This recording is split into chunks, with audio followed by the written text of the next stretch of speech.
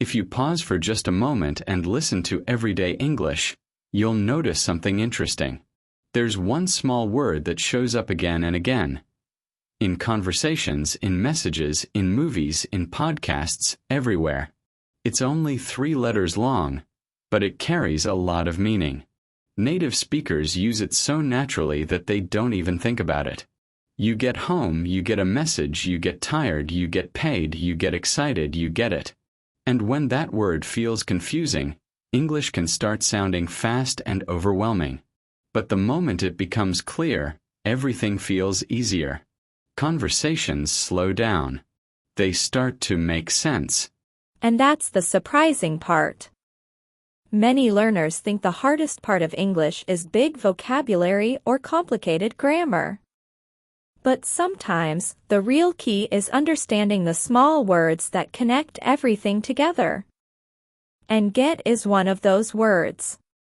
It's like a hidden shortcut in spoken English. Once you understand how it works, you start hearing patterns everywhere. You stop translating every word, and you begin to understand ideas as a whole. That's when English starts to feel natural instead of confusing. By the end of this episode, you might notice something different. The next time you hear get in a movie or a conversation, instead of feeling lost, you'll think, "Oh, I get it." And that small moment of understanding builds confidence. Because real English isn't about memorizing endless rules. It's about recognizing the patterns people use every day. And today, we're focusing on one of the most important patterns in spoken English. Hey, everyone, welcome to Speak English Every Day. Wherever you're listening from, maybe you're walking, commuting, cooking, studying, or just relaxing, we're really happy you're here with us. This podcast is all about learning English in a way that feels natural and comfortable. No pressure, no complicated classroom energy, just real conversations that help you absorb how English actually sounds in daily life. Exactly. Think of this like sitting at a small cafe table with us, listening to a relaxed conversation.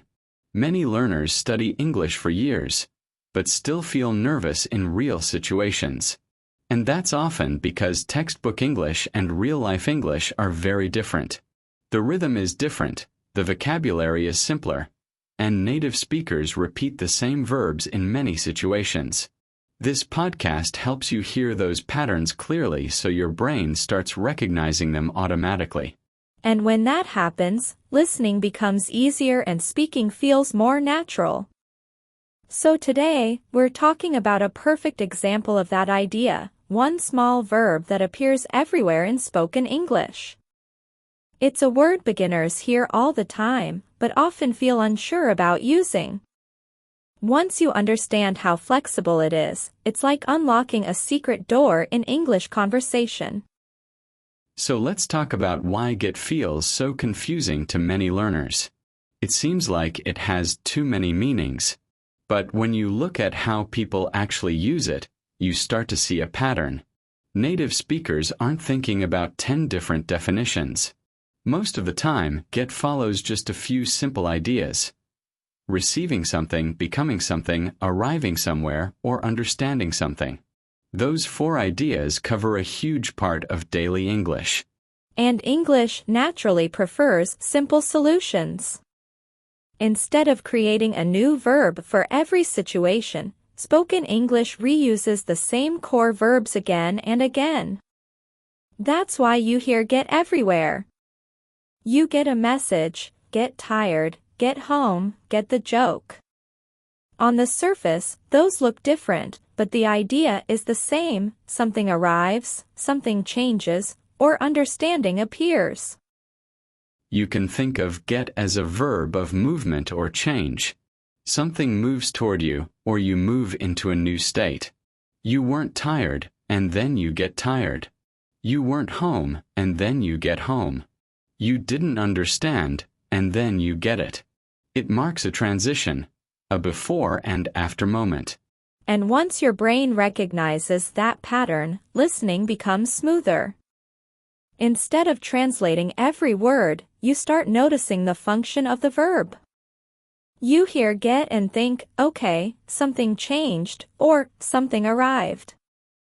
That mental shortcut makes English feel lighter and more predictable. Let's start with one of the most common meanings of get in everyday life, when it means receiving something.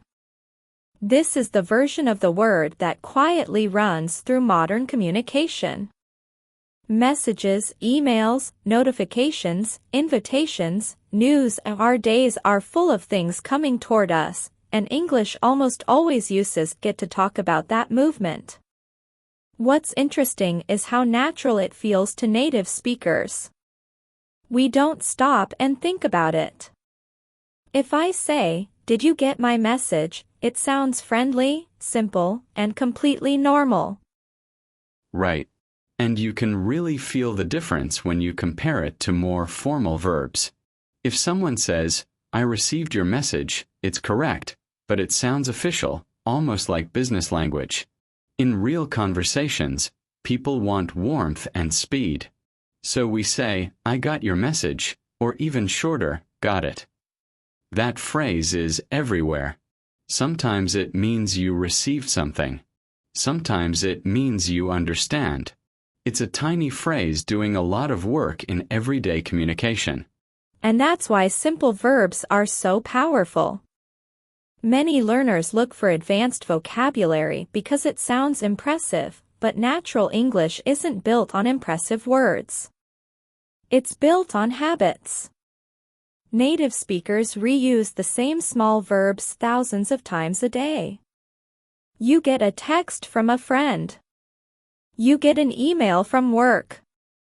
You get a package at your door. These aren't special situations, they're daily life. And another nice thing about this meaning is how flexible it is emotionally. You can say, "I got good news," and the sentence feels exciting. Or you can say, "I got bad news," and the mood changes completely. The verb stays the same, but the emotion lives in the words around it. That's efficient communication, and English uses that pattern all the time. Another very human use of get is when it talks about change, especially changes inside us. This is where the verb becomes emotional. When we use get this way, we're describing a shift from one state to another. You weren't tired, and then you get tired. You weren't nervous, and then you get nervous. It's a simple way to describe transitions in everyday life. And you can hear the difference in tone when you compare it to more formal verbs. Saying, "I become tired," sounds distant and unnatural in conversation. But, "I get tired," feels personal and relaxed. Spoken English isn't just about information, it's about connection. When someone says, "I get nervous before meetings," it sounds honest and relatable. This pattern appears in many daily situations. You get hungry after a long day. You get cold when the window is open. You get excited when you make plans.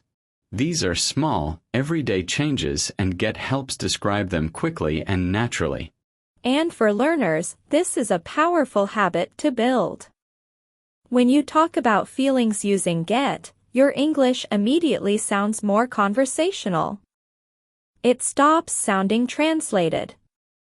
You're not building sentences from rules, you're reacting to life in real time. And that's what real conversation is. Another place where get appears all the time is when we talk about movement, especially reaching a destination. In textbooks, learners usually see the verb arrive. And yes, that word is correct. But in daily conversation, native speakers usually say get. We say we get home, get to work, get to school, get there late. It sounds softer and more natural. Exactly. The word arrive feels more formal, like something you'd read in a schedule or hear in an announcement. But spoken English prefers verbs that feel casual and lived in. If someone asks, "What time did you get home?" it sounds warm and personal. It feels like a real conversation. You hear this all the time when people talk about their routines. Someone might say they get to work around 9, get back home around 6, and get there early if traffic is light. It's a simple way to describe movement through the day. And the great thing for learners is that this pattern is very forgiving. You don't need complicated grammar. You can tell a whole story using get. For example, I got to the station late, got on the train, and got home exhausted. One small verb carries the whole story. One of my favorite uses of get is when it means understand. It's very casual, but also very powerful. Think about that moment when something suddenly makes sense. Maybe someone explains a joke, or you finally understand a set of instructions. That moment when you say, "Oh, I get it." That's the feeling this word captures. And it feels very different from saying, "I understand." That sentence is correct, but it can sound formal. When you say, "I get it," the tone becomes warmer and more natural. It's like telling someone, "Yeah, I see what you mean." It can also show empathy. You can say, "I get why you're upset," or "I get why that made you happy." It shows that you understand the emotion, not just the information. And this usage is very flexible. You'll hear, "I got it," "I don't get it," or "Do you get it?" These are simple, everyday expressions. Instead of worrying about long, complicated phrases, you can rely on get to communicate naturally. Now let's look at some common phrases with get that you'll hear every day. These are small expressions that appear in normal conversations. The first one is get up, which means to wake up or leave your bed. For example, I get up at 7 on weekdays, but on weekends I get up late. And it's a very human phrase. You can ask someone, "What time do you usually get up?" And suddenly you're having a natural conversation about daily life. Another common one is get back, which means to return somewhere. You get back home from work, get back from a trip, or get back to school. For example, I get back home around 6. Then there's get ready, which means to prepare. You can get ready for a meeting, a party, or even just leaving the house. For example, I need to get ready for work. A very positive phrase is get better. It can mean recovering from illness or improving at a skill. You can say, "I hope you get better soon," or "I'm getting better at English every day." And finally, there's get along, which talks about relationships. You can say, "I get along with my coworkers," or "Do you get along with your neighbors?" And here's the fun part, you can combine these into little stories. For example, I got up late, got ready quickly, got on the bus, got back home, and in the evening I got better at cooking a new recipe. One small verb, many situations. Now it's your turn to practice. Don't worry about perfection, just focus on using the word naturally. Think about your morning. What do you get? Maybe you get coffee, get breakfast, or get a few quiet minutes before work. You can say it out loud, "I get coffee every morning." You can also talk about feelings or changes. For example, I get tired after work, or I get excited when I see my friends. Or talk about movement, I get home at 6, or I get to the park on Sundays. And for understanding, I finally get how this works. This kind of practice feels more real because you're talking about your own life. And even if you make mistakes, that's okay. Mistakes are part of the process. Every time you use the word, you're building real conversation skills. And remember, learning get isn't about using it perfectly. It's about feeling comfortable when you hear it. Because this word appears everywhere, Understanding it makes listening easier and speaking smoother. So here's a small challenge. Tomorrow, notice every time you hear or use get. When you wake up, when you watch a video, when you talk to someone, just notice it. Each time, think, oh, I get it. Those small moments help your brain absorb English naturally. That's the magic of real conversation English. You don't need perfect grammar or long vocabulary lists. You just need exposure, awareness, and a few flexible words like get. Thanks for spending this time with us on Speak English Every Day. Remember, learning a language is a journey. Don't rush it. Enjoy it, use it, and celebrate small progress. And if you enjoyed today's episode, don't forget to like, share, and subscribe. We'll be back with more relaxed, real English conversations to help you grow step by step. Keep smiling and keep getting better. See you next time.